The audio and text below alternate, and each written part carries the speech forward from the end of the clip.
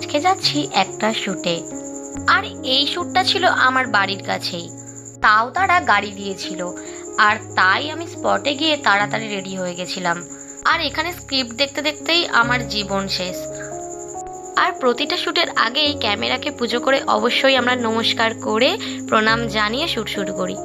আর দেখো এই গ্রামটা কত সুন্দর, তার উপর এই ধান ক্ষেতের মধ্যে পড়ছিল বৃষ্টি। আর আমাদের যা শ্যুট করে এবারে মজা হয়েছে তোমাদের কি বলবো।